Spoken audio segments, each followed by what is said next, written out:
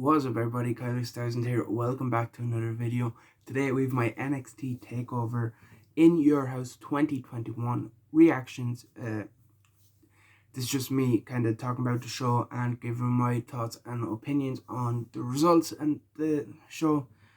I know I did say I was going to upload part 1 of the Euros Fire Pro Sim today, but I forgot this show was on, or well, I didn't realize this show was on last night until like the day before, as you could see when I rushed out my predictions. So yeah, the Fire Pro Sim of the Euros Group A, the first match will be tomorrow instead of today.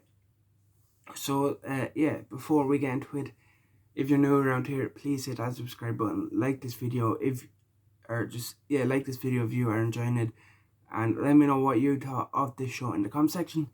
And let's get straight into it. The show opened up with the winners take all 6-man tag team match for the NXT North American and NXT Tag Team Championships. Bronson Reed, of course the North American champion, teaming up with the tag team champions MSK against Legado del Fantasma, which of course Santos Escobar, Joaquin Wilde and Raul Mendoza. Very fun opener, a lot of action, a lot of high spots, as you'd expect from an MSK match. As well with Bronson, he's a big guy, but he does do a lot of fast, high-paced action. Really enjoyed this. MSK did Bronson did pick up the win for his team. A lot of, as I said, high-paced, fast action, a lot of dives to the outside. There was one where Desmond Xavier, or what's his other name, Wesley, I believe Carter was getting pinned, and Wesley like dove from the inside into one of the members of Legado, which they ended up falling onto the pin to break it up. And yeah, just overall very fun, fast-paced, good opener. Actually, before we continue on, before the show, they started off with a great video package hyping up the show, which had Todd Pettengill and Michael PSAs, of course, as Doc Hendricks, kind of voicing over it. And they had before they even played that, where they like normally do Then Now Forever, they did the old 90s intro, like the for over a decade, the leading force in sports and entertainment, that kind of intro. It was very good, and it's like proper old school. And of course they introduced Pettengill as the host, and they had someone singing, can't remember who it was.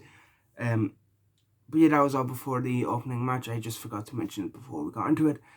But yeah, MSK and Reed retain in a very fun opener.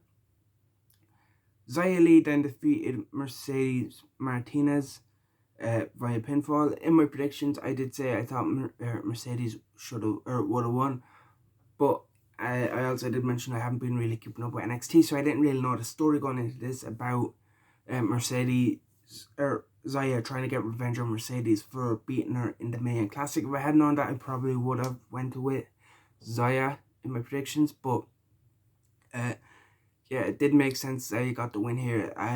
With the way they were building it up as her getting her payback and her revenge. And yeah, it was a solid matchup.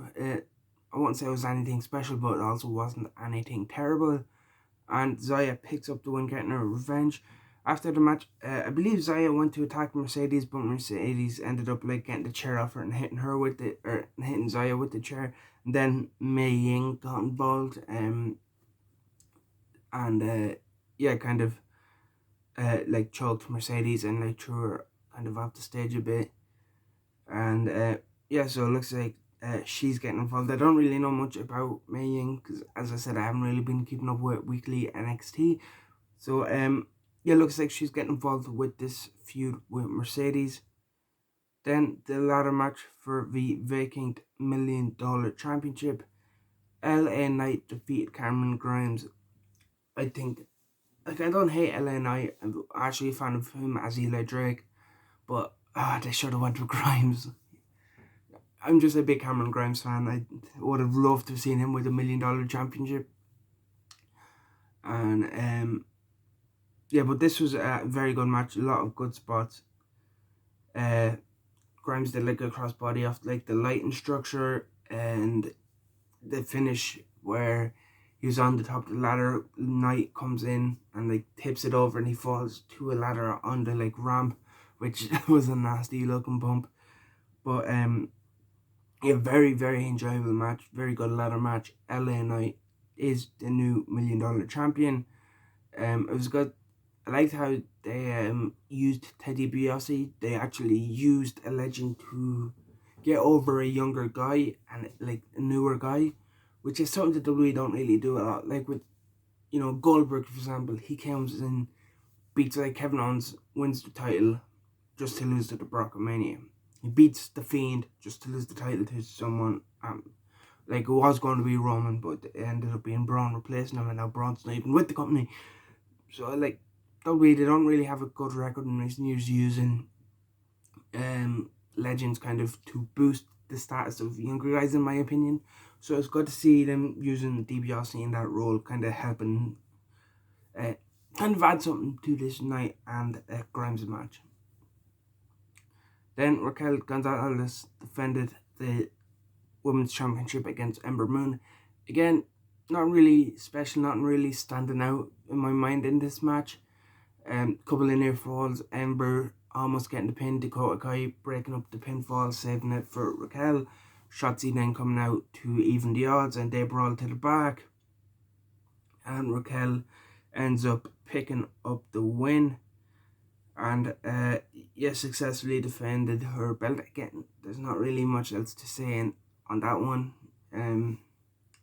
But yeah, not a terrible match overall. It was a pretty solid match. And while speaking of that, throughout the night they had like brawls backstage, which will lead into something later on.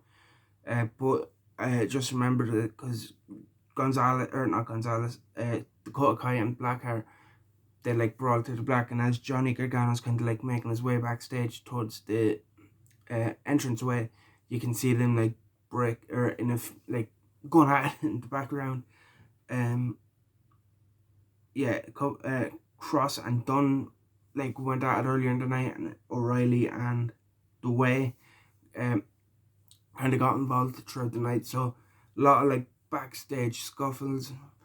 And they also had stuff with like Todd Pettengill backstage, where he was like they had a segment with Hit Row, and they had one where he was like trying to play VHS tape, and Mackenzie Mitchell came up and said, "Oh, we don't use VHS tapes, we just do it digitally," and kind of stuff like that as well throughout the night, kind of just to break up the matches, so it wasn't just match after match.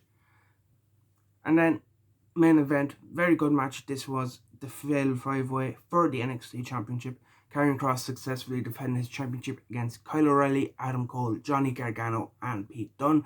5 fantastic wrestlers putting on a fantastic match. Really, really enjoyed this one. Again, there was a lot of near falls where like Cole got a pin. You're like, oh, is Cole going to win it? O'Reilly then comes in, he gets a near fall. Dunne had a near fall. Gargano had his near falls. And yeah, very fun Fatal 5-Way where it was very close. Like anyone could have picked up the fall, but then the finish, Karrion Kross locked in his submission, the cross jacket I believe he calls it, on Kyle O'Reilly, and Kyle had it was like an ankle lock or something locked in on Cole.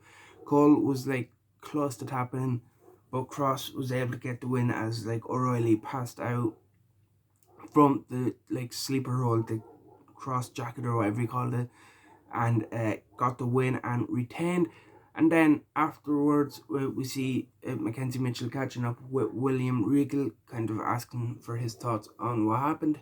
Regal says he's been in charge for 7 years, and after all the chaos and pandemonium that night, he feels like he lost control and it's time for a change. So whether that means Regal stepping down as general manager after 7 years, or maybe he's like introducing like a new group, or like something, we'll have to wait and see. But overall, very enjoyable NXT TakeOver. I wouldn't say it was the best TakeOver, but I also won't say it's one of the worst. It was in the middle. No real bad.